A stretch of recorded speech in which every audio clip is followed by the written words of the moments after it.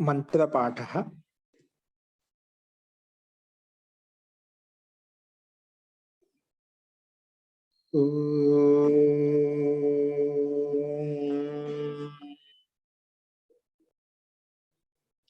सहनाववतु सहनौ भुनक्तु सह वीर्यं करवावहै तेजस्विनावधीतमस्तु मा विद्विषावहै।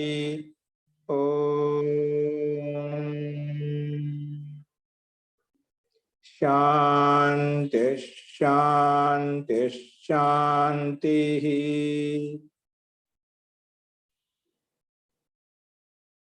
सर्वेभ्यो नमः। अंदरिकी नमस्कारम अंडी।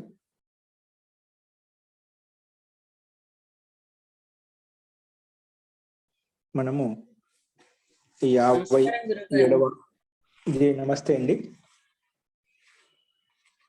మనము 57వ అభ్యాసం మొదలు పెట్టుకున్నాము. అందులో నిన్న శబ్దకోశం వరకు చెప్పుకున్నాము. నేను ఇవి జ్ఞాధాతుకు సంబంధించిన ధాతులు రాసుకోమని చెప్పాను, రాసే ఉంటుంది అందరూ కూడా. మహోదయ కొన్ని సంస్కృత వాక్యాలు కొన్ని చదవాలండి, అవే ఉన్నాయి, వాక్యాలన్నీ పూర్తయిపోయాయి. ఓకే, సంస్కృత అంతింలో కొన్ని ధాతును ఉపయోగించి వాక్యాలు ఎలా ఉంటాయి అది చెప్పుకోవాలండి. అస్తు. తో అభ్యాసం 57లో ఉన్నటువంటి ముందుగా ఆ వాక్యాలు చూద్దామండి. వాక్యాలు ఏంటంటే,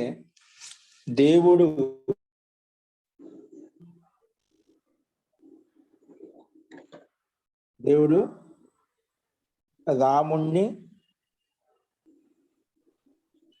దేవునికి రాముడు తెలుసు అని చెప్పారు.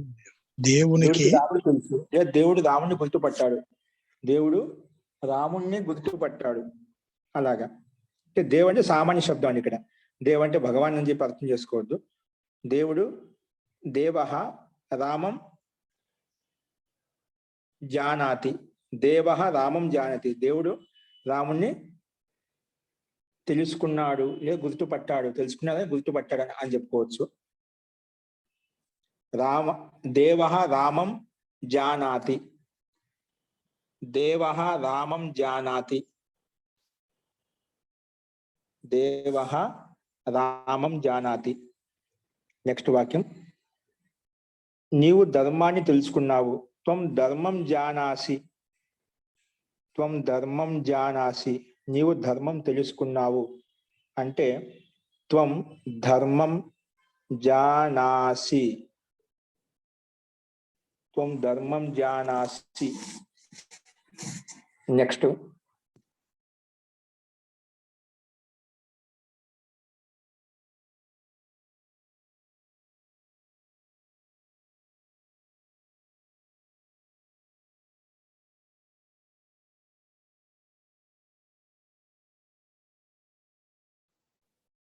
అహం సత్యం జానామి,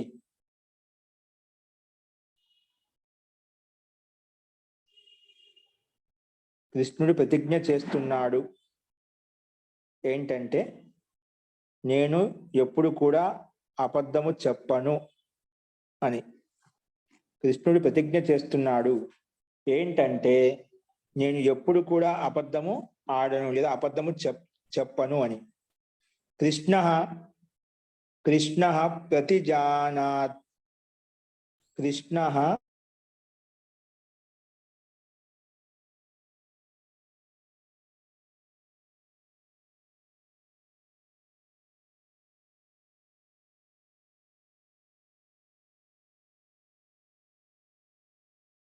జానీతే.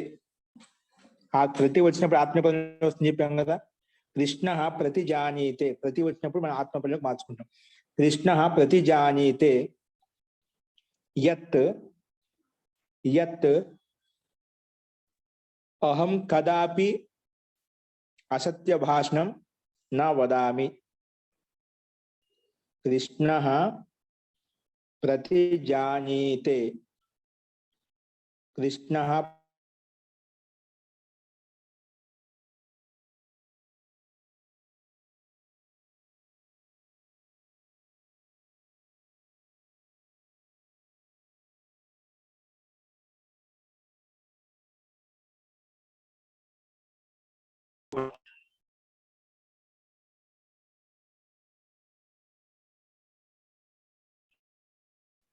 మహోదయ వినిపించట్లేదు మహోదయ. సత్యం నా వదామి.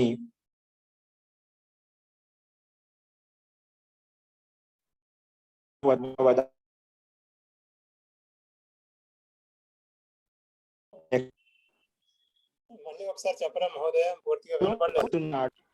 మూర్ఖః కృష్ణ మళ్ళీ చెప్పండి మహోదయ. కృష్ణః ప్రతిజానీతే. కృష్ణః ప్రతిజానీతే యత్ యత్ అహం అహం కదాపి కదాపి అసత్యం న వదామి. కదాపి అసత్యం న వదామి. ఓకే.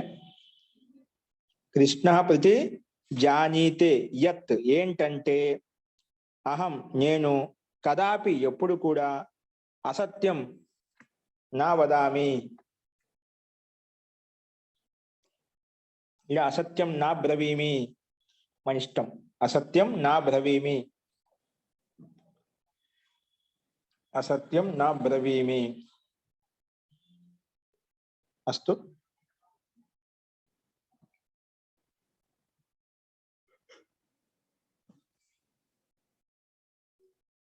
నెక్స్ట్ వాక్యం అండి.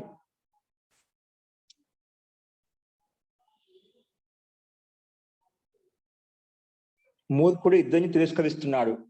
మూర్ఖః ద్వయోః తిరస్కరోతి. మూర్ఖః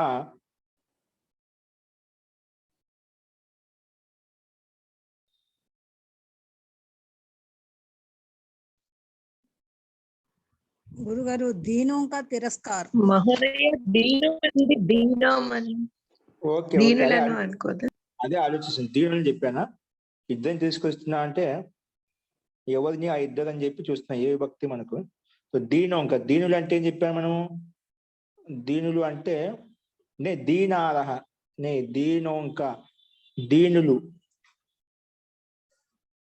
దీనోంక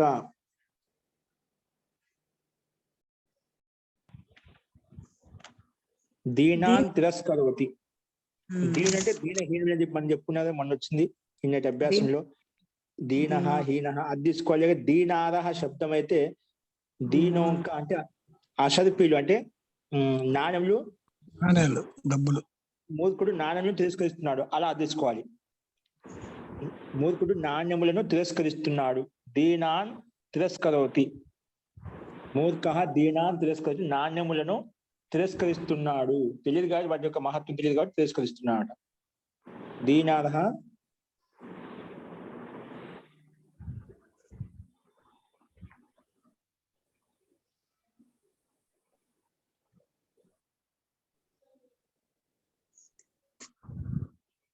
అస్తు. అవజానాతి ఏమన్నా రాసుకోవచ్చు అండి? ఏంటండి అవజానాతి? ఇక్కడ ఏం చెప్పాను? తిరస్కరోతి చెప్పారు. తిరస్కారం అవజానాతి రాసుకో. మనకి ఎందుకు అది రాసుకోవచ్చు కాబట్టి మనకు ఇక్కడ ఇచ్చిన శబ్దకోశాన్ని ఉపయోగిద్దాం. ధాతుని అవజానాతి రాయండి. అవజానాతి. మూర్ఖః దీనాన్ అవజానాతి అంటే తిరస్కరిస్తున్నాడు. మూర్ఖః దీనాన్ అవజానాతి తిరస్కరిస్తున్నాడు.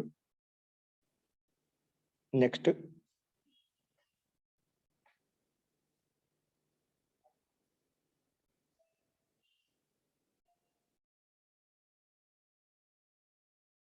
గురువు శిష్యునికి ఆజ్ఞాపిస్తున్నాడు. లేదా గురువు శిష్యునికి ఆదేశం ఇస్తున్నాడు. లేదా గురువు శిష్యునికి ఆదేశిస్తున్నాడు. అలాగా. तो गुरुः शिष्यं अनुजानाति. गुरुः शिष्यं अनुजानाति. गुरुः शिष्यं अनुजानाति.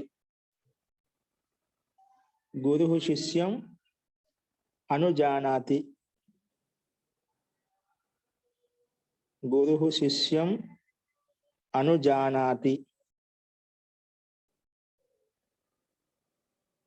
गुरुः शिष्यं अनुजानाति. नेक्स्ट.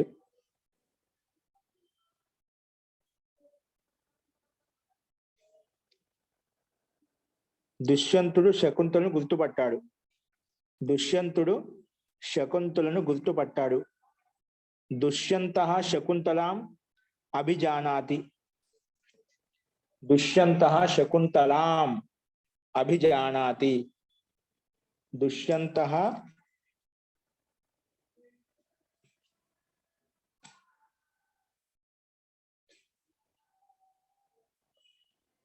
శకుంతలాం అభిజానాతి.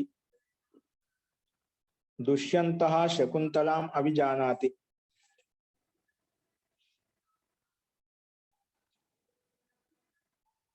దుష్యంతః శకుంతలాం అభిజానాతి.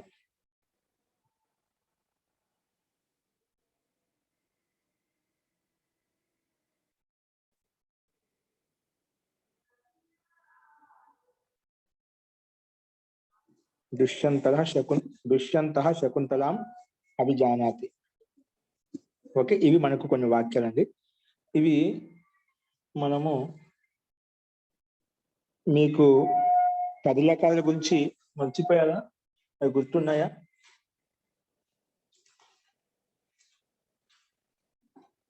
అంటే ఇప్పుడు మనం కేవలం 5 రకాలను ఉపయోగించి చెప్పుకున్నాము. 5 రకాలను ఉపయోగించి అలాగే మనం అన్ని కూడా రాసుకోవచ్చు. సరే, అవి మనం ఈ అభ్యాసాలు ఇవే ఉన్నాయి కాబట్టి ఇవే చూద్దాం మనము. నెక్స్ట్ అశుద్ధ వాక్యాలు రాసుకోండి. అశుద్ధ వాక్యాలు. అశుద్ధ వాక్యాలు, శుద్ధ వాక్యాలు రాసుకోండి. మొట్టమొదటి అశుద్ధ వాక్యం, విద్యాలయస్య ఉభయతః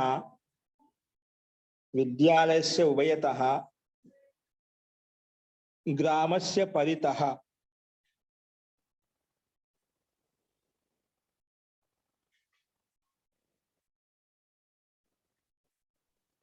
సమాసాలు చెప్పక ముందు మీరు చెప్పేవారండి మొత్తం అన్నిటికీ. సమాసాలు చెప్పక ముందు, సమాస పాఠాలు చెప్పక ముందు మీరు ఈ 10 లకారాలు ఉపయోగించి సొంతంగా చెప్పేవారు వాక్యాలు. ఇప్పుడు చెప్పలేదు. చెప్పున మనకు పరిశిష్టంలో ఆన్సర్ చెప్పుకున్న చోట లాస్ట్ లో కొన్ని విశిష్టమైన దాదులకు వెనక వైపు చెప్తామండి. ఓకేనా? ఇప్పుడు అభ్యాసంలో ఉండే దాటిని మనకు అలాగే రాద్దాము. ఓకేనా? ముందు చెప్పాము. ఇప్పుడు పరిశిష్టంలో ఒకటి వైపు మనం పుస్తకం తయారు చేసిన దాంట్లో కూడా వెనక వైపు 10 రకాలను ఉపయోగించి వాక్య నిర్మాణమే మనం భిన్నంగా రాసుకుందాము. అస్తు. మొట్టమొదటి వాక్యం అశుద్ధ వాక్యము, విద్యాలయస్య ఉభయతః గ్రామస్య పరితః. ఈ 2 అశుద్ధ వాక్యాలు. ఎందుకు? ఉభయతః పరితః వచ్చినప్పుడు దాని ముందు ఎల్లప్పుడూ ద్వితీయ విభక్తే ఉండాలి. ఓకే, అందుకే పక్కన శుద్ధ వాక్యం ఇచ్చాడు. విద్యాలయం ఉభయతః గ్రామం పరితః అలా ఉండాలి. అది శుద్ధ వాక్యం. ఇది 14వ నియమం 17వ నియమం ప్రకారం. మనం 14వ నియమం ప్రారంభంలో చెప్పుకున్నాం. 14, 15, 17వ నియమం. ఆ నియమం ప్రకారం ఇది అంటే ద్వితీయ విభక్తి యొక్క నియమాలు చెప్పుకునేటప్పుడు అక్కడ ఈ నియమాలు చెప్పుకున్నామట. ఈ శబ్దాలు వచ్చినప్పుడు ద్వితీయ విభక్తే వస్తుంది అని చెప్పి వస్తూ, అందుకే నియమాలు బాగా వల్లి వేస్తూ ఉండండి. అవి చూస్తూ ఉండండి ఎప్పుడన్నా అవకాశం దొరికినప్పుడల్లా. అస్తు. విద్యాలయం ఉభయతః గ్రామం పరితః. అంతే. నెక్స్ట్ 2వ అశుద్ధ వాక్యం, జానతి జానతు అజానత్. ఏంటి? 1వ వాక్యం జానతి జానతు అజానత్. అజానత్. ఇవి జానతి కాదు, జానాతి ఉండాలి. జాదాతుకి రూపం తప్పు ఇచ్చాడు ఇక్కడ. జానాతి అంటే మనం ఎటువంటి తప్పులు చేస్తామని కొంచెం సంకేతం రూపంలో ఇక్కడ చూపించామట. ఇటువంటి చిన్న చిన్న తప్పులు చేస్తూ ఉంటామట. జానతి ఉందా, జానాతి ఉందా, హ్రస్వం ఉందా, దీర్ఘం ఉందా ఒకసారి మనకు తెలియదు. ఇటువల్ల ఇటువంటి దోషాలు చేస్తామని అభ్యాసం చేస్తున్నామట. జానతి కాదు, జానాతి ఉండాలి. అలాగే జానతు కాదు, జానాతు, 4వ దీర్ఘం రావాలి. జానాతు. నెక్స్ట్ అజానత్ కాదు, అజానత్ కాదు, అజానాత్. నా అన్నిట్లో దీర్ఘం ఉండాలి. 4వ దీర్ఘం వస్తుంది. అక్కడ 4 దీర్ఘం ఇవ్వలేదు.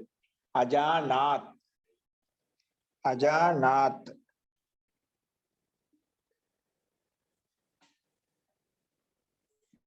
అజానాత్. అజానాత్. ఓకే, ఇవి రెండవ అశుద్ధ రూపాలు, రెండవ అశుద్ధ వాక్యము. ఇంక శుద్ధ వాక్యాలు చెప్పుకున్నాము. నెక్స్ట్ మూడవ అశుద్ధ వాక్యం ఏంటంటే సా ప్రతిజానాతి. అశుద్ధ వాక్యం సా ప్రతిజానాతి. ప్రతిజానాతి అంటే సాతుడు ప్రతిజ్ఞ చేస్తున్నాడు. ఇప్పుడు ప్రతిజానాతి ఎందుకు ఆత్మీయపదం వచ్చిందంటే ప్రతి ఉపసర్గం వచ్చినప్పుడు ఆత్మీయపదం రావాలి. ఇప్పుడు ప్రతిజ్ఞ చేస్తున్నాం అంటే ఎవరి కోసం? ప్రతిజ్ఞ దుసరం కోసం, ఇతరుల కోసం ప్రతిజ్ఞ చేయడు, తన కోసం తన ప్రతిజ్ఞ చేసుకుంటామట, సంకల్ప సిద్ధి కోసం. అందుకే ఆత్మీయపదం పెట్టుకున్నాం అక్కడ. ప్రతి ఉపసర్గం వస్తే ఖచ్చితంగా ఆత్మీయపదం ఉపయోగించాలి. సా ప్రతిజా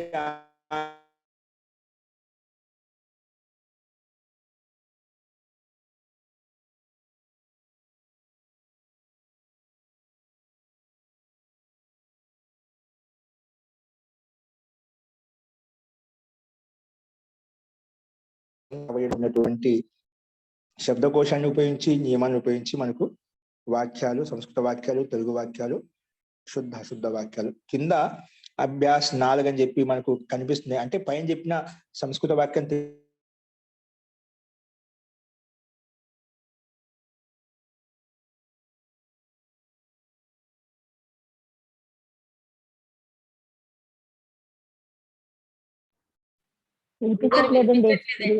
నామాలు మార్చి ఈ విధంగా రాయొచ్చు.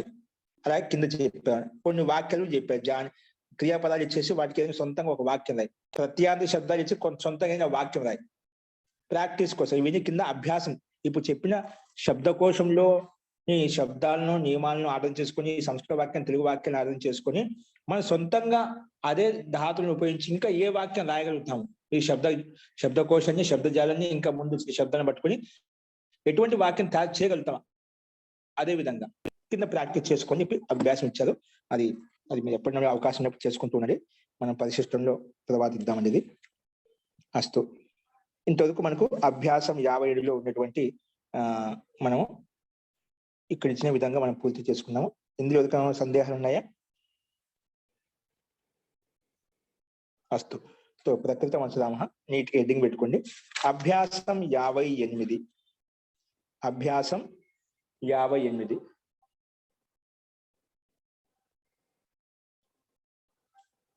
అభ్యాసం 58 నీట్ గా రాసుకోండి.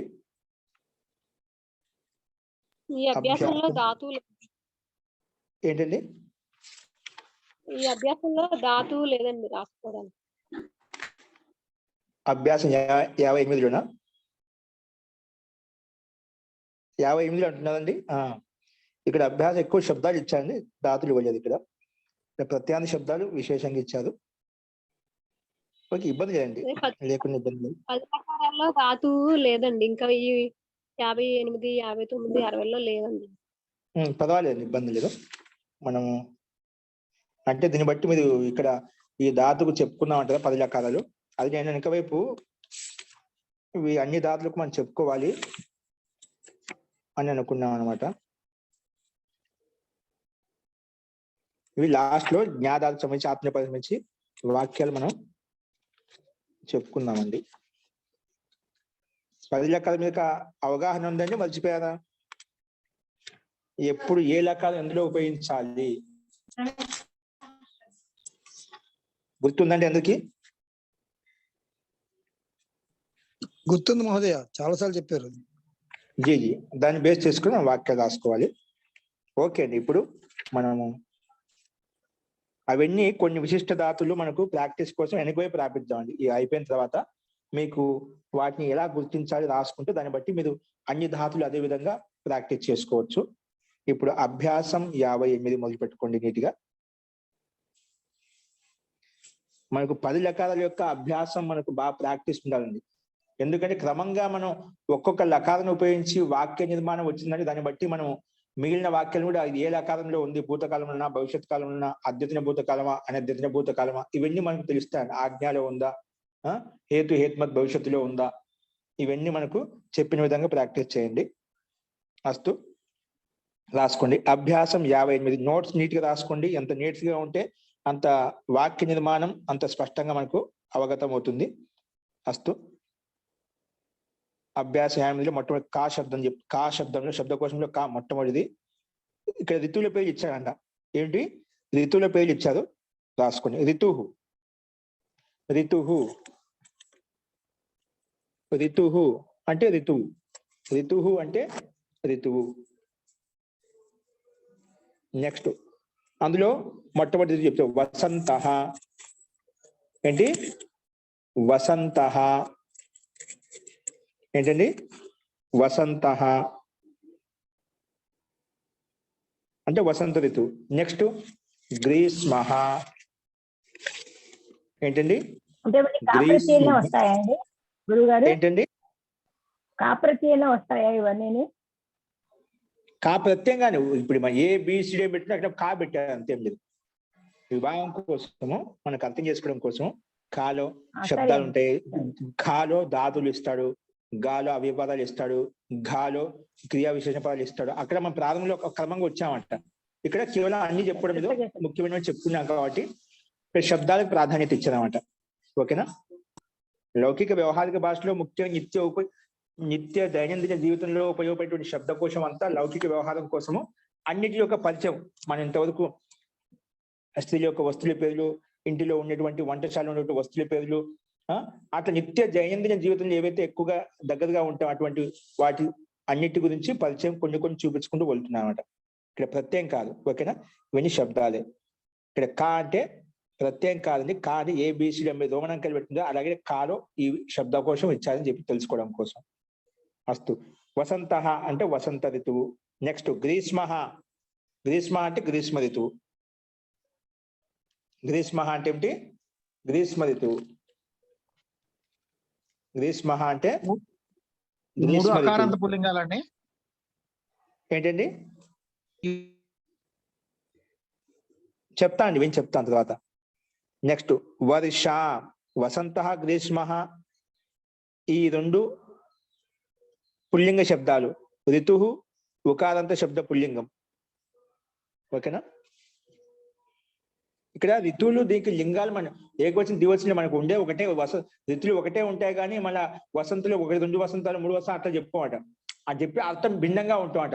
2 వసంతాలు వచ్చినా కూడా మనకి ఇది ఇలాగే ఉంది అని అది కాలక్రమాన్ని చెప్పుకోవడం వేరే విధంగా చెప్పుకుంటామట. కానీ ఇక్కడ దీనికి రూపం నడిపించాల్సిన అవసరం వీటిని ఎక్కువగా ఇదే విధంగా ఉపయోగిస్తామట. వర్ష. వర్ష అంటే వర్షా ఋతువు. వర్ష అంటే వర్షా ఋతువు.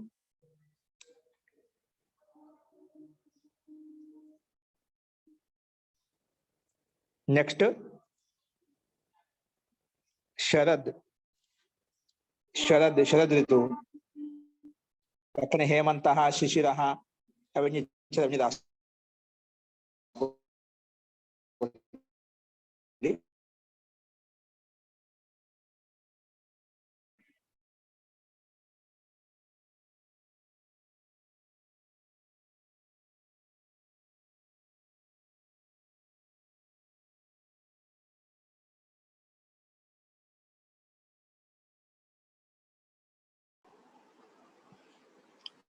మహోదయ,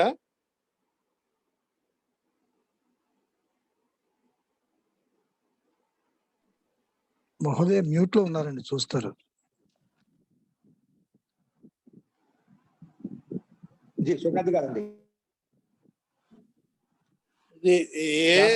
స్త్రీలింగమా పుంలింగమా అండి? శిశిర అంటే శిశిర ఋతువు. వర్ష అనేది ఏంటివండి? పుంలింగమా స్త్రీలింగమా అండి? పుల్లింగాలండి. స్త్రీలింగం. స్త్రీలింగం.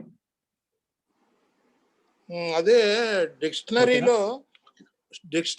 వర్షాహ అని పెట్టారండి. డిక్షనరీలో వర్షాహ అని పెట్టారు. వర్షాహ పెట్టారా? అంటే స్త్రీలింగము వర్షాహ అని పెట్టారు. స్త్రీలింగము వర్షాహ అని పెట్టారు. ఋతువు యొక్క పేరే పెట్టారు. ఆ ఋతువు పేరేనండి. వేరే అర్థం ఇచ్చారా? వర్ష ఋతువు అని రాశారు. వర్ష ఋతువు అని రాశారు. ఏంటండి? వర్ష ఋతువు. దానికి అర్థం మీనింగ్ ఏమి ఇచ్చారు? మీనింగే వర్ష ఋతువు అని రాశారు. మీనింగ్ వర్షాహ స్త్రీలింగం అని రాసి రాశారు. అదే కదా మనం చెప్తున్నాం, మనం కూడా అదే చెప్పుకున్నాం, స్త్రీలింగం చెప్తున్నాం. అంటే ఇక్కడ మనకి విసర్గ పెట్టలేదు. అంటే అక్కడ వర్షాహ బహువచనం ఇచ్చారన్నమాట. ఏకవచనంలోనే పెట్టాడు, ఏకవచనంలోనే రాశాడు. అంటే వర్షాహ ఏకవచనం ఇచ్చారు, విసర్గ ఎందుకు డిక్షనరీలో వస్తుంది? ఏకవచనాలే రాస్తారు కానీ బహువచనాలు రాయరు వాళ్ళు.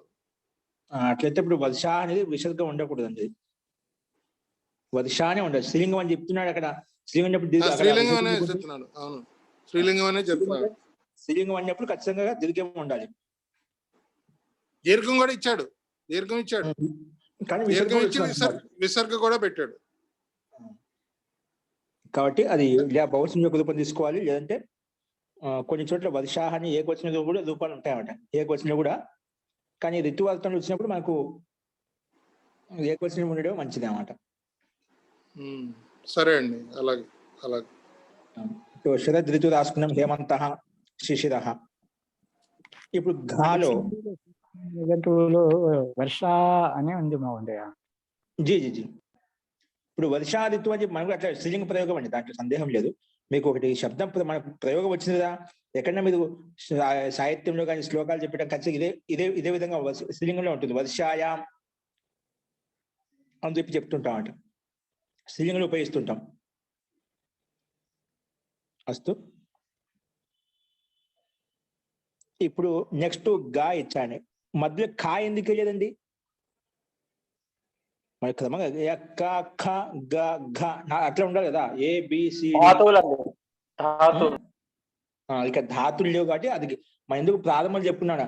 కాలో శబ్దాలు సర్వనామాలు ఉంటాయి, ఖాలో ధాతులు ఉంటాయి, గాలో అవ్యపదాలు ఉంటాయి, ఘాలో క్రియా విశేషణాలు ఉంటాయి. క్రియాపదాలు క్రియా విశేషణాలు ఉంటాయని చెప్పుకున్నాం, విశేషణాలు లేదా క్రియా విశేషణాలు ఉంటాయని చెప్పుకున్నాం అన్నమాట.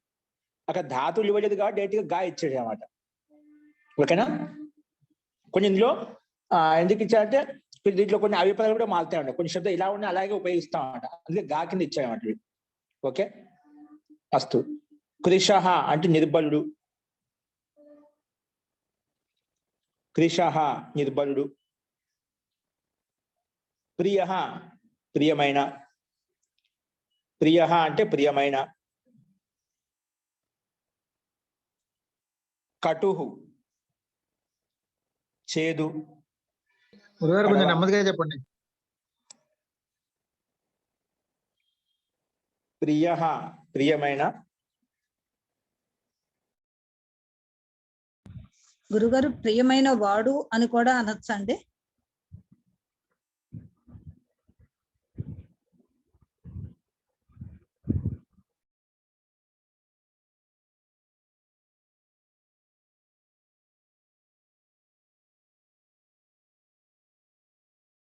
చెప్పుకోవచ్చు అండి, ఇబ్బంది లేదు. ప్రియమైన వాడు, ప్రియమైన వస్తువు, పదార్థ విశేషం కూడా తీసుకోవచ్చు, వ్యక్తి విశేషం తీసుకోవచ్చు. ఓకేనా? సందర్భాన్ని బట్టి ఏదైనా తీసుకోవచ్చు. నెక్స్ట్ కడవ అంటే కటు అంటే చేదు. కటు అంటే ఏమిటి? చేదు. కటుహు చేదు. లఘు చిన్నది లేదా తేలికైనది. లఘు అంటే చిన్నది లేదా తేలికైనది.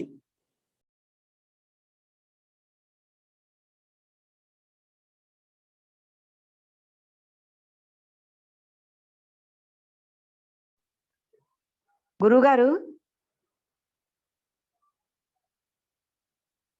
చెప్పండి. ఇవి క్రియా విశేషణాలండి? కాదు, మా శబ్దాలండి ఇక్కడ. శబ్దాలే. నెక్స్ట్ లఘు అంటే చిన్నది, చిన్నది లేదా తేలికైనది. చిన్నది లేదా తేలికైనది.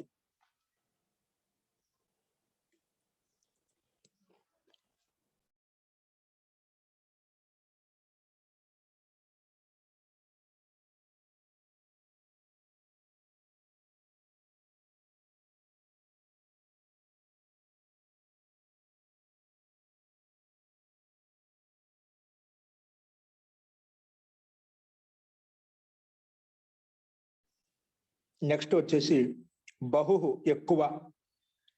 బహు ఎక్కువ.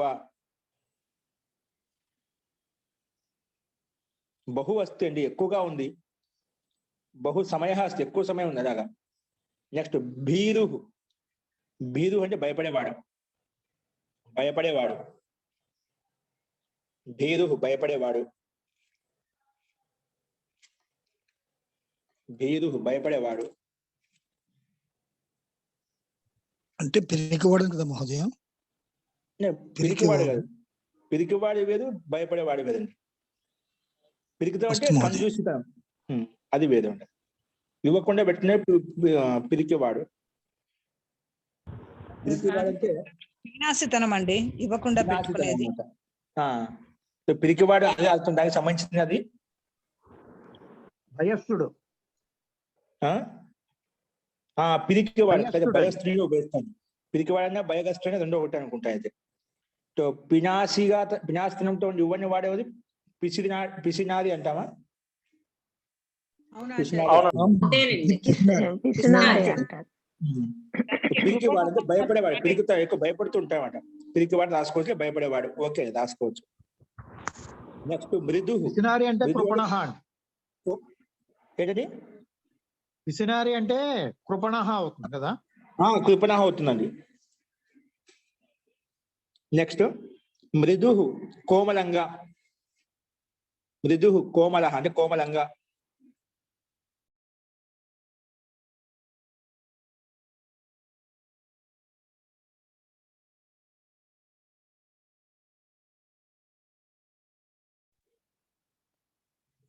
నెక్స్ట్ వచ్చేసి దీర్ఘ అంటే పెద్దది, దీర్ఘ అంటే పెద్దది. హ్రస్వ అంటే చిన్నది. దీర్ఘ అంటే పెద్దది, హ్రస్వ అంటే చిన్నది. చిన్నది చెప్పడం కోసం, పెద్దది చిన్న అంటే కదా. దీర్ఘ పెద్దది, హ్రస్వ చిన్నది. మహత్ చాలా విశాలమైంది, మహత్ చాలా విశాలమైంది.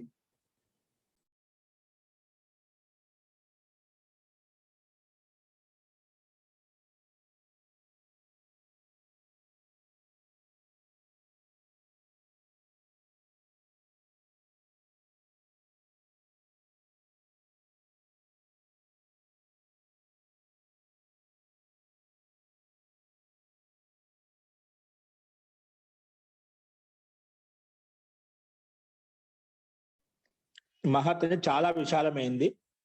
నెక్స్ట్ వచ్చేసి అల్పహ, చిన్నది, కొంచెం అర్థంలో. అల్పహ కొంచెం ఉంది, చిన్నగా ఉంది అంటాం కదా. అల్పహ అంటే చిన్నది లేదా కొంచెము. తక్కువగా ఉన్నది అనొచ్చు ఆచార్య. తక్కువగా ఉన్నది లేదా తక్కువగా, కొంచెంగా ఉన్నది, తక్కువగా ఉన్నది. స్వల్పము, కొంచెము లేదా స్వల్పము, స్వల్పంగా ఉంది, తక్కువగా ఉంది, అది చెప్పేసుకోండి. స్వల్పంగా ఉంది, తక్కువగా ఉంది. నెక్స్ట్ ప్రశస్య, మంచిది, మంచిది, ఉత్తమమైంది, అందమైంది అంటాం కదా, అలాగా. ప్రశస్య ప్రశంసించదగినది అంట కదా, మంచిది, అలాగా. ప్రశస్య అంటే మంచిది. ప్రశస్య మంచిది. ఉదార అంటే ఉదారమైన వ్యక్తిని అంటే దిల్ ఖోల్ కల్కే దేనేవాడు అంటే హృదయ విశాలంతో త్యాగం చేసేవాడు, దానం చేసేటటువంటి గుణం. ఉదారమైన హృదయం దయార్ద్రుడు. ఉందో. దయార్ద్రుడు. జీది ఉదార వ్యక్తిత్వం కలిగినటువంటి వ్యక్తి ఏది అడిగితే అది ఇచ్చేస్తాడు అందరికీ, ఎటువంటి స్వార్థం లేకుండా. అడిగిన వాళ్ళకి ఏ సహాయం కావాలన్నా ఉదార భావంతో ఇచ్చేవాడు. దాని ఉదారత కలిగినటువంటి దాని గుణం కలిగిన వాడు ఉదారుడు అంటామట. కృపణ దానికి ఆపోజిట్, వ్యతిరేక పదం వచ్చింది. బాగా ఇచ్చేవాడు ఒకడు కంజూస్. కృపణ కంజూస్, పిసినాది, పిసినాది. అందుకే పక్క పక్కన ఉదార కృపణ పక్క పక్కన వచ్చాయి అందుకే. నెక్స్ట్ ప్రాచీన అంటే పురాతనమైనది. ప్రాచీనమైనది అంటే పురాతనమైనది. నూతన అంటే కొత్తది.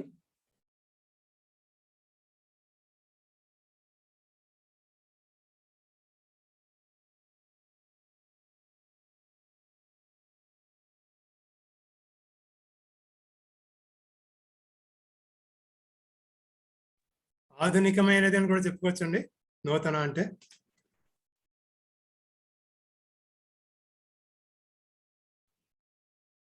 మహోదయ.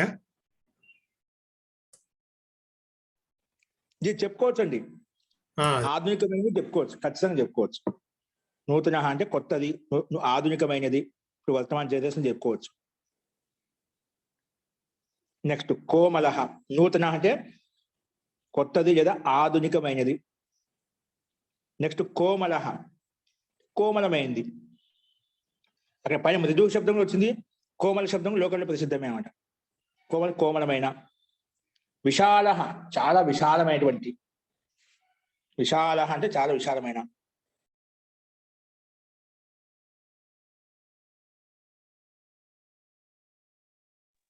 ఈ శబ్దాలన్నీ తెలుగులో కూడా వాడుతున్నామండి మనం విరివిగా.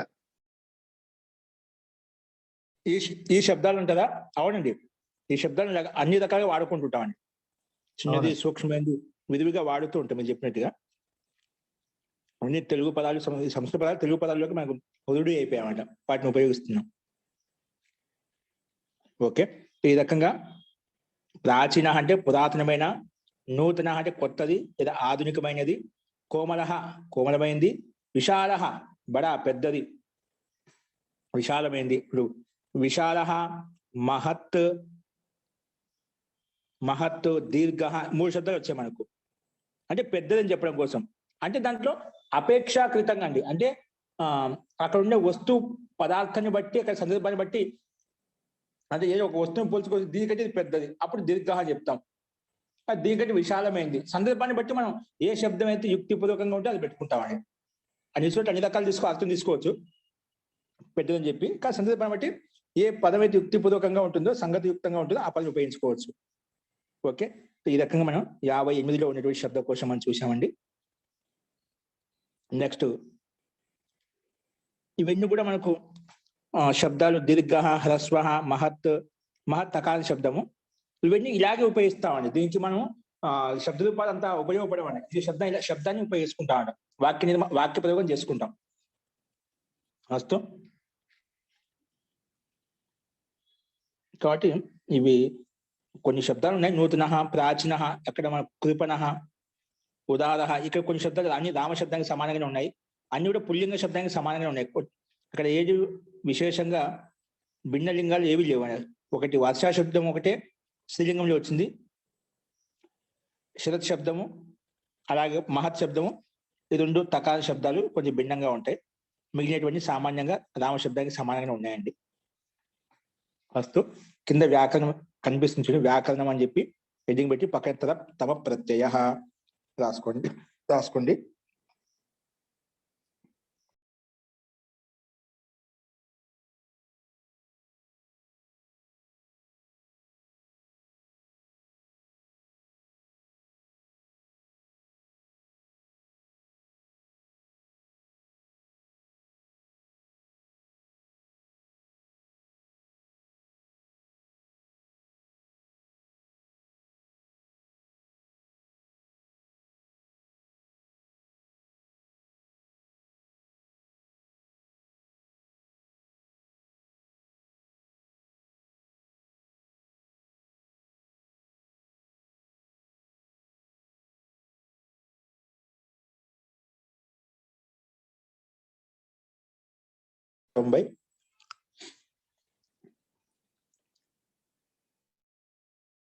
నియమం 190 నీట్గా రాసుకోండి. ద్వివచన విభజ్యోపపదే తరవీయసునౌ. ద్వివచన విభజ్యోపపదే తరవీయసునౌ. ద్వివచన విభజ్యోపపదే తరవీయసునౌ. తరప్పు యసును పెట్టారండి.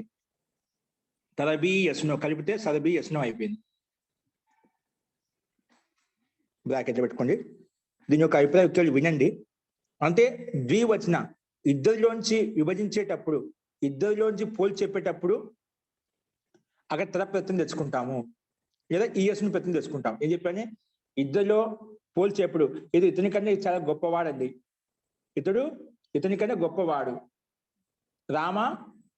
రమ సీత కన్నా గొప్పది, సీత రమా కన్నా గొప్పది.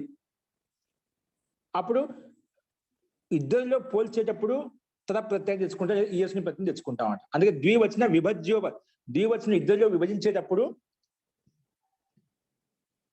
తద ఈఎస్ని ప్రత్యయాలు వస్తాయి. తద ప్రత్యయం వస్తుంది, ఈఎస్ని ప్రత్యయం వస్తుంది. ఇప్పుడు ఏమంటాం? పటు తరహ, గురు తరహ, శ్రేష్ఠ తరహ, ఇలాగా. అంటే శ్రేష్టమైన వాడు, కానీ ఇతని కన్నా శ్రేష్టమైన వాడు, ఇతని కన్నా నైపుణ్యం కలిగిన వాడు, పటు తరహ, అలాగా. ఇతని కన్నా ఎక్కువ అని చెప్పడంలో తద ప్రత్యయాన్ని ఉపయోగించాం. ఇద్దరిలో పోల్చేటప్పుడు ఒకరు ఎక్కువ చెప్పినప్పుడు తద ప్రత్యయాన్ని ఉపయోగిస్తామట. ఫస్ట్ అదే విధంగా ఇక్కడ ఇచ్చాడు, తాత్పర్యం రాసుకోండి. తులనాత్మక విశేషణం. తులనాత్మక విశేషణం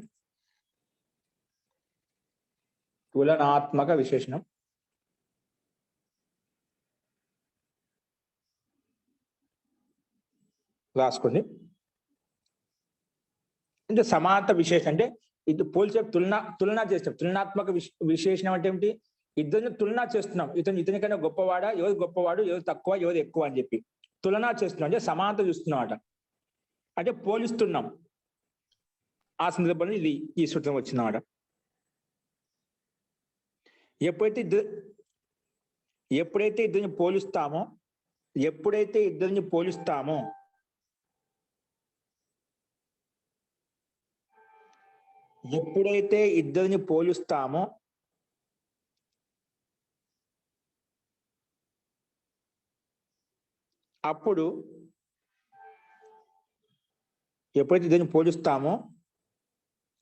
అప్పుడు అందులో ఒకరిని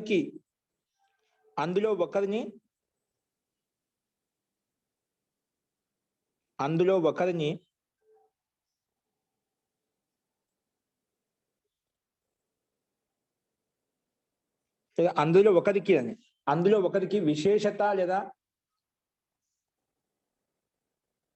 న్యూనత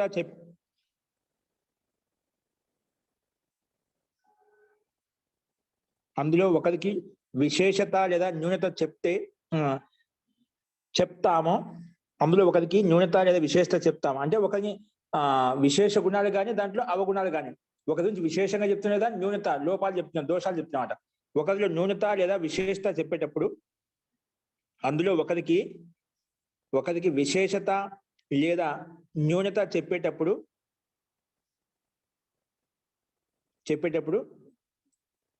ఆ విశేషణం తర్వాత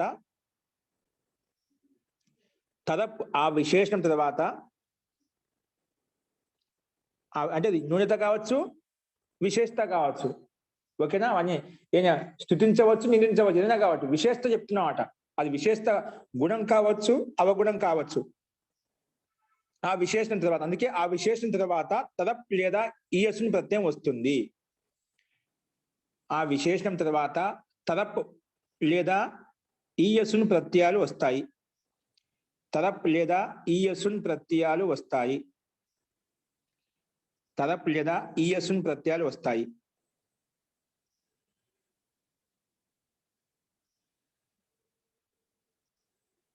ఈ తదప్ ప్రత్యయానికి అనుబంధ లోపం చేస్తే,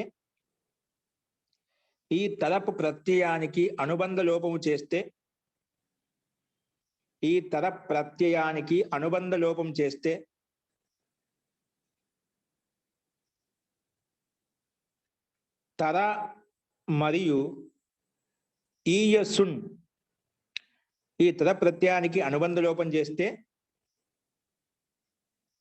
తర మరియు ఈయస్సున్ ఒక్క నిమిషం. ఈ తర ప్రత్యయానికి అనుబంధ లోపం చేస్తే తర, అదే విధంగా ఈయస్సునికి అనుబంధ లోపం చేస్తే ఈయ మిగులుతుంది. అలా అండి, క్షమ్యత. ఏం చెప్పాను? తద ప్రత్యయాలు తదపు లేదా ఈయస్సుని ప్రత్యయాలు వస్తాయి. ఈ తద ప్రత్యయానికి అనుబంధ లోపము చేస్తే తర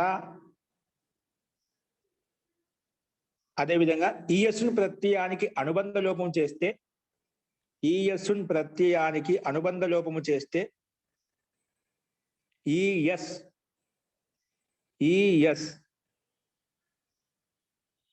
ఈయస్ మిగులుతుంది.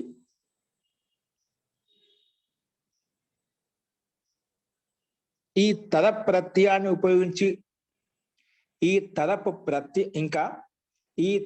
ప్రత్యయాన్ని ఉపయోగించి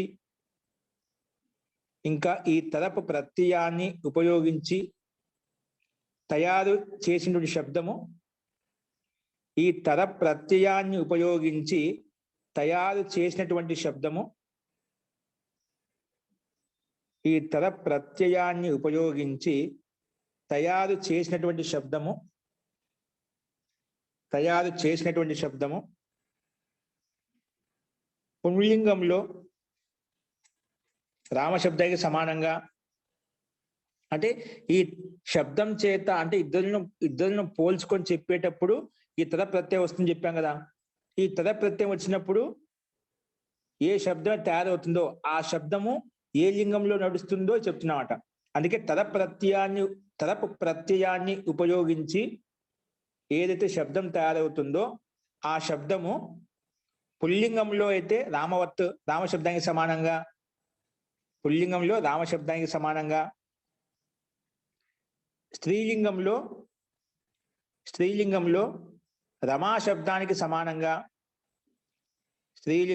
రమాశబ్దానికి సమానంగా, మరియు నపుంసకలింగంలో గృహ శబ్దానికి సమానంగా నడుస్తుంది. ఏది? తరపు ప్రత్యయంతో తయారైనటువంటి శబ్దం అండి. అది పుల్లింగంలో రామశబ్దానికి సమానంగా, స్త్రీలింగంలో రమాశబ్దానికి సమానంగా, నపుంసకలింగంలో అయితే గృహ శబ్దానికి సమానంగా నడుస్తుంది.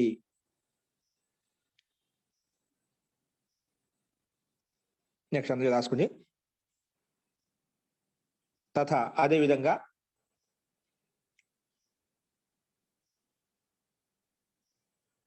ఈయస్ను ప్రత్యయం వచ్చినప్పుడు ఈయస్ను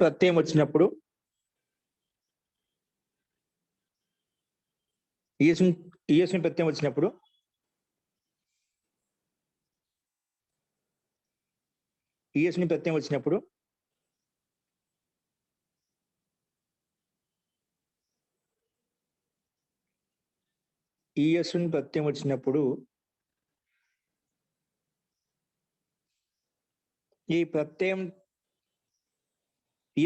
వచ్చినప్పుడు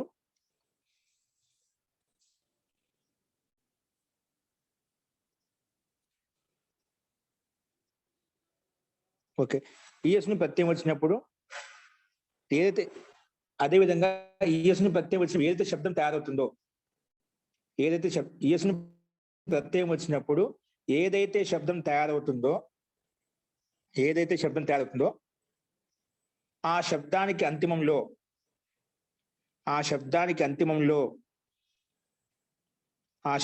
అంతిమంలో ఈ యాన్ వస్తుంది. ఈ యాన్ ఆ శబ్దానికి అంతిమంలో ఈ యాన్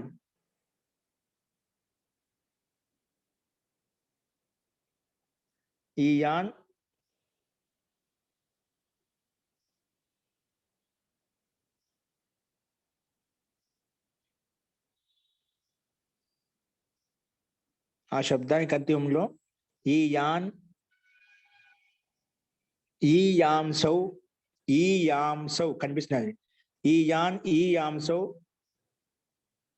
ఈ యాంసః ఈ యాన్ ఈ యాంసౌ ఈ యాంసః ఈయస్ ప్రత్యయం వచ్చినప్పుడు ఈ ప్రత్యయంతో తయారైన శబ్దము ఆ శబ్దానికి అంతిమంలో ఈయాన్ ఈ యాంసౌ ఈ యాంసః ఇలాగా రూపాలు ఉంటాయి. ఇలాగా రూపాలు పుల్లింగంలో వస్తాయి. ఇలాగ రూపాలు పుల్లింగంలో వస్తాయి. ప్రథమలో వస్తాయని ఉంది కదా మహోదయం. ప్రథమలో అంటే ప్రథమ ప్రథమలో విభక్తి వస్తాయి. ఆ అంటే పుల్లింగ ప్రథమ విభక్తి. ఇలాగా పుల్లింగ ప్రథమ విభక్తిలో వస్తాయి అని రాసుకుని, ఇలాగా పుల్లింగ ప్రథమ విభక్తిలో వస్తాయి.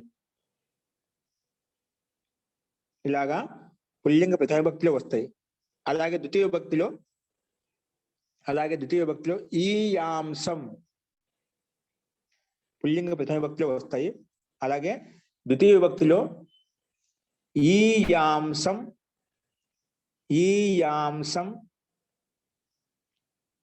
ఈయాంసౌ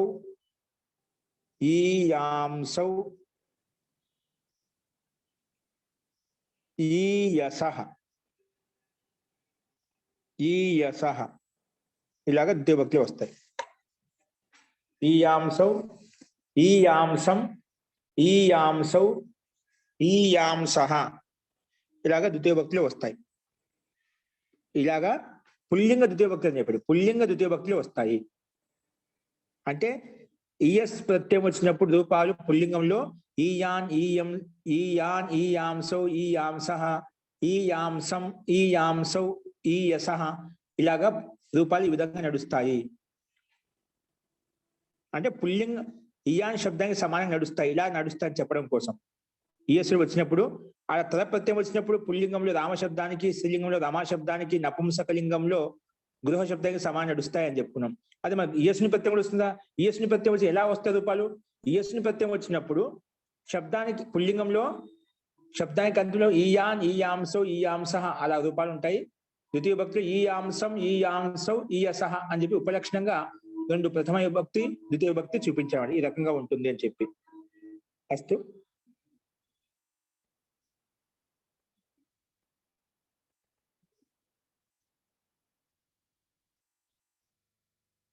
అదేవిధంగా ఈ అదేవిధంగా ఈ ఈఎస్ను ప్రత్యయంతో తయారైన శబ్దము, అదేవిధంగా ఈఎస్ను ప్రత్యయంతో తయారైన శబ్దము స్త్రీలింగంలో అయితే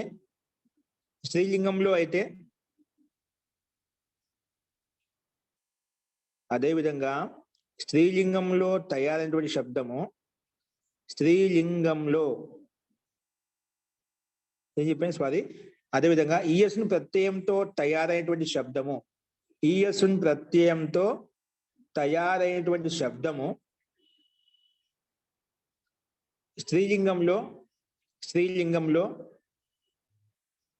అంతిమంలో దీర్ఘ ఇకారమును చేర్చుకొని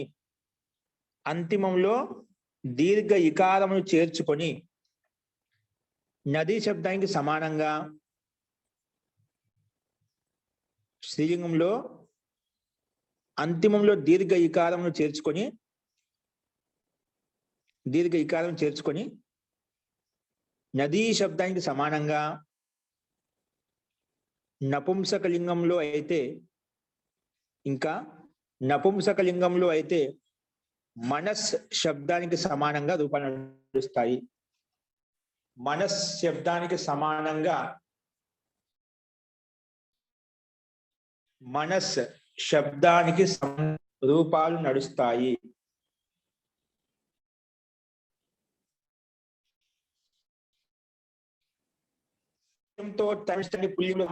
స్త్రీలింగంలో రమాశబ్దానికి సమానంగా, నపుంసకలింగంలో గృహ శబ్దానికి సమానంగా చెప్తున్నాం.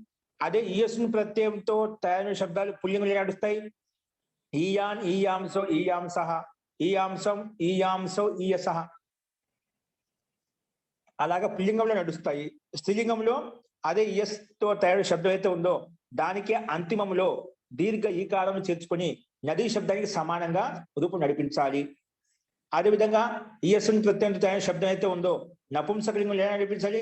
మనస్ శబ్దానికి వెనకవైపు పరిశీలిస్తున్నాం. మనస్ శబ్దానికి సమానంగా రూపాలు నడిపించాలి.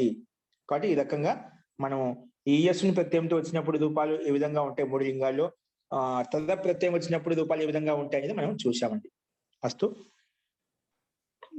మహోదయ, ఈయసు శబ్దంలో మరి తృతీయ విభక్తి చతుర్థి అవి వచ్చి మనస్సు శబ్దానికి సమానంగా నడుస్తాయి మహోదయ అక్కడి నుంచి? జీ ఖచ్చితంగానే మనస్ శబ్దం సమానంగానే, అందుకే మనస్ శబ్దకి సమానం చెప్పేది. అన్ని విభక్తి అది కాదు. మనశ్శబ్దానికి ఈయసం- రూపాలు 7 విభక్తులు ఏ విధంగా నడుస్తుంది? అది ఏంటండి? అది అది కాదు మహోదయ. ఈయసంలో ఫస్ట్ 2 విభక్తులే ఇచ్చాడు కదా మహోదయ, తృతీయ నుంచి ఇవ్వలేదు కదా. అది పయస్ శబ్దం, పయస పయోభ్యాం, ఇది ఇయాన్ ఈయస ఇయాభ్యాం ఏభి అలాగా అన్ని నడుస్తాయండి. ఇయానికి ఏ విధంగా పఠియాన్సో పఠియాంస అలా నడుస్తున్నమాట. పఠియాంసం పఠియాంసో పఠియస పఠియస పఠియసాభ్యాం పఠియసాభి పఠియసే పఠియసాభ్యాం పఠియసేభ్య అలాగే ఇయాన్ ఈయాంసో ఈయాంస ఈయాంసం ఈయాంసో ఈయస ఈయస ఈయసాభ్యాం ఈయసాభి ఈయసే ఈయసాభ్యాం ఈయసేభ్యః ఈయసః ఈయసాభ్యాం ఈయసః ఈయసోః ఈయసాం ఈయసి ఈయసి ఈయశోః ఈయసస్సు అలాగా 7 భక్తులు ఇలా నడిపించుకోవచ్చు అని అక్కడ ఉపలక్షణంగా అది సమానంగా ఇలా ఉంటుంది చెప్పి చూపించామట. 2 విభక్తులు అంటే మిగతా విభక్తులు రావని చెప్పి కాదు, అధికాంశంగా ఈ విభక్తులు ఉపయోగిస్తామని చెప్పి అధికత మాత్రలో మనం తీసుకోవచ్చు, అంతవరకు ఓకే. ఇప్పుడు పైన చెప్పినట్టు కూడా అన్ని విభక్తులు అన్ని రకాలు వస్తాయని కాదు, కానీ ప్రయోగాలు అయితే ఉన్నాయి, ప్రయోగం ఉంటుంది, కానీ ఎక్కువగా ఏది ఉపయోగిస్తామో అది మనకు ప్రాధాన్యంగా చూపించారు అనమాట. అస్తు ఇందులో ముఖ్యమంది రాసుకోండి, అందులోనే కొంచెం ఉంది. జిసిసే విశేషత దిఖాయి జాతి హే ఉస్మ. ఇంకా ఎందులో అయితే అదే ఇంకా ఎక్కడైతే విశేషత చూపిస్తామో, ఇంకా ఎక్కడైతే అక్కడ ఆ విధంగా రాసుకోండి, ఇంకా ఎక్కడైతే విశేషత చూపిస్తామో అందులో పంచమి భక్తి వస్తుంది. ఇంకా ఎక్కడైతే ముఖ్యంగా కోట్ చేసుకోండి, పైన కొటేషన్ పెట్టుకోండి. ఇంకా ఎక్కడైతే విశేషత చూపిస్తామో, ఎక్కడైతే విశేషత చూపిస్తామో అందులో పంచమి భక్తి వస్తుంది.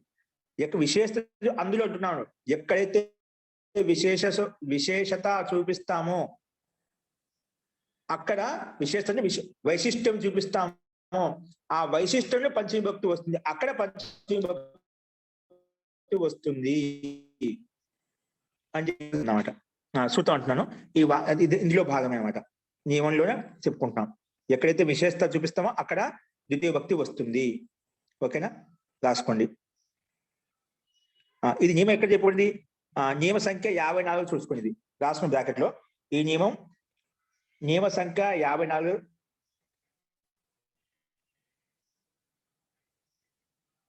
ఏ నియమం? యహ నియమ సంఖ్య 54లో ఇవ్వబడింది. యహ నియమ సంఖ్య 54లో ఇవ్వబడింది. ఓకే, అదే ముందు ఇక్కడ చూపించి అక్కడ తమ ప్రత్యయాన్ని ఉపయోగించి అక్కడ ఒక సంకేతం ఇచ్చామండి, అక్కడ చెప్పుకున్నామంట, అందుకే ఉల్లేఖనం చేశారన్నమాట. రాసుకోండి. దీనికి ఎగ్జాంపుల్ చెప్పున్న దానికి ఎగ్జాంపుల్ ఇలా ఉంటాయి. ఏం చెప్పాం, ఎక్కడైతే విశేషత ఉంటుందో అక్కడ పంచమి భక్తి వస్తుంది.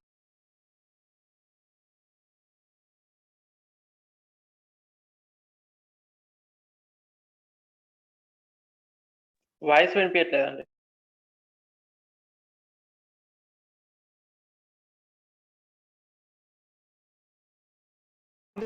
ఎవరైతే విశేషత చెప్తున్నామో వాళ్ళ పంచమి భక్తి వస్తున్నాడు, ఎవరైతే విశేషత చెప్తున్నామో. ఓకేనా, చూడండి. రామ శ్యాముడి కన్నా తెలివైన వాడు, ఎవరితో పోలుస్తున్నాము?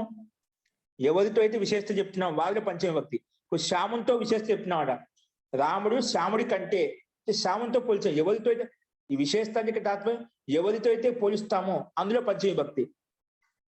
ఇక్కడ మీకు స్పష్టత కోసము ఎక్కడైతే విశేషత చెప్తామో అంటే ఎక్కడైతే ఎవరితో అయితే పోలుస్తామో, విశేషత చెప్తామో ఎవరితో అయితే పోలుస్తామో వారిలో పంచమి భక్తి, వారిలో పంచమి భక్తి. ఇక్కడ ఎవరితో పోల్చాము?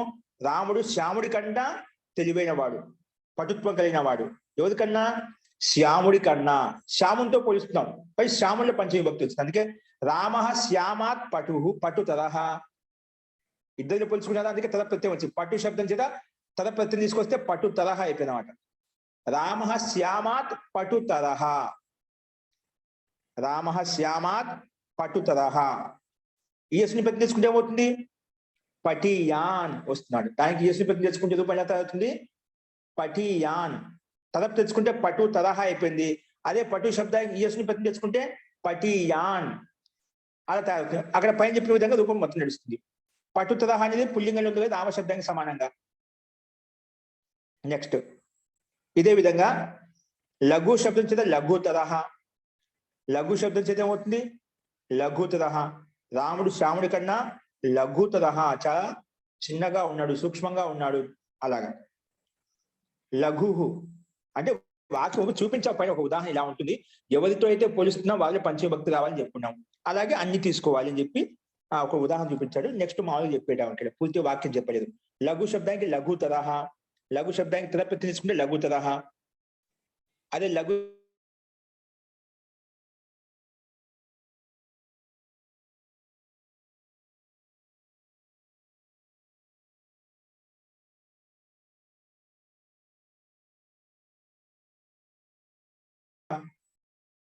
మహత్తరహ.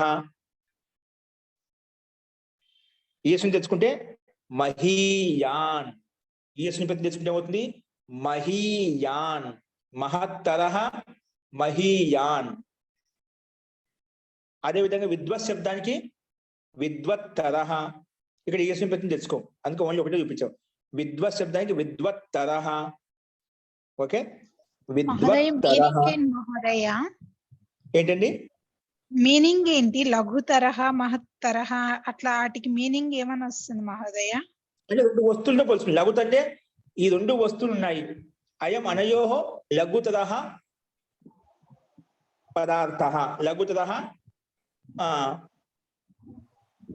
ధాన్యం, పలకం, ఫలం సూక్ష్మంగా ఉంది, చిన్నగా ఉంది. అది ఏదో తీసుకో, రెండు వస్తువుల మధ్య పోల్చి చెప్పుకున్నప్పుడు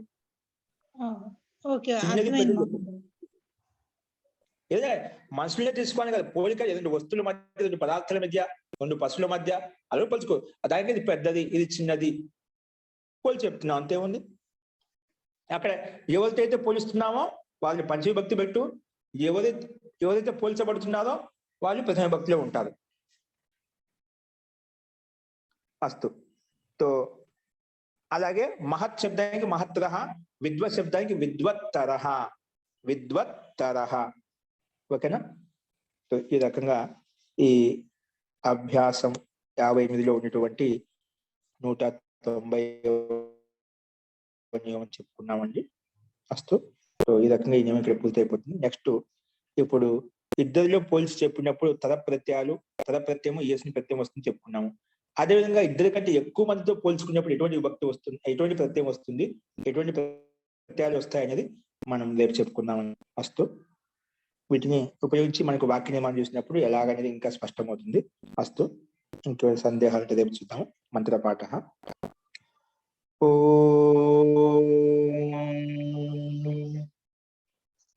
సర్వే భవంతు సుఖినః, సర్వే సంతు నిరామయాః, సర్వే భద్రాణి పశ్యంతు, మా కశ్చిద్ దుఃఖభాగ్ భవేత్.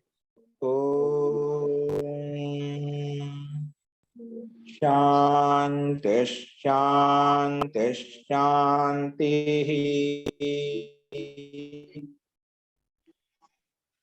సర్వేభ్యో నమః. అందరికీ నమస్కారం అండి. నమస్తే మహోదయ. ధన్యవాదాలు. నమస్తే మహోదయ.